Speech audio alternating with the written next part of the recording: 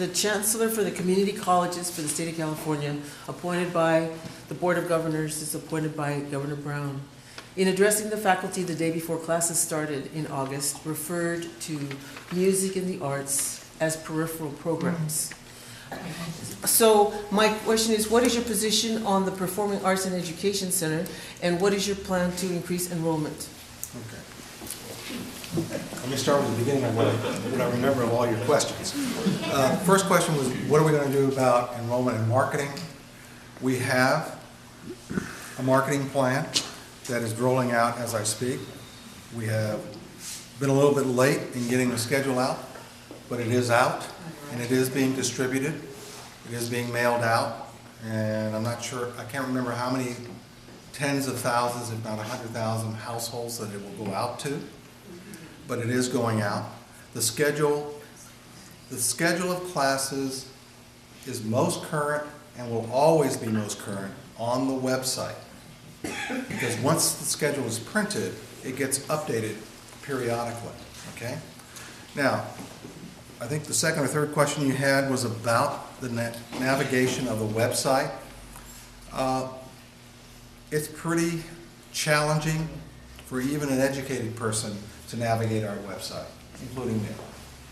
We are going to revamp the admissions as well as the rest of the websites over time, but in particular, I'm going to pay attention to the admissions component of what we do for students to allow them an easy pathway, as easy as possible, to get what they need to know and to navigate so that they can enroll as easily as possible. Okay.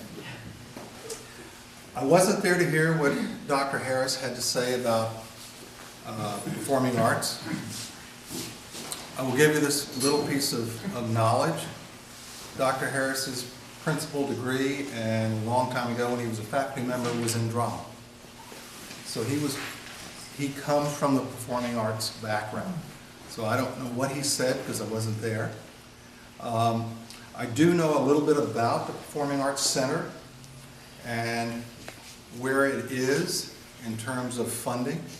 Before I got here, a decision was made by the special trustee not to move forward with that project at this time for a couple of reasons. One, there were cost overruns on a couple of the other projects that reduced the amount of funding for that project, or the overall funding from this bond measure.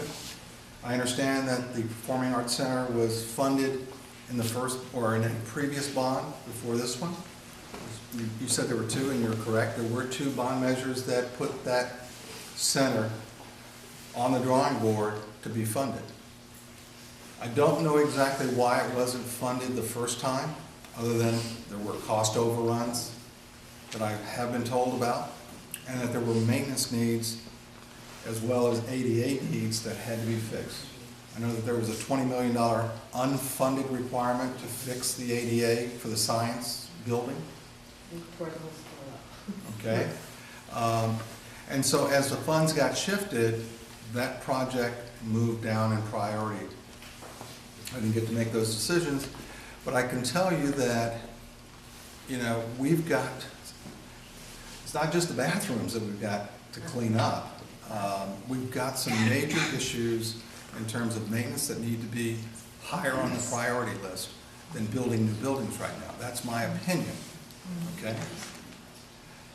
But I will wait to see where we are, because in 33 days I haven't looked at everything.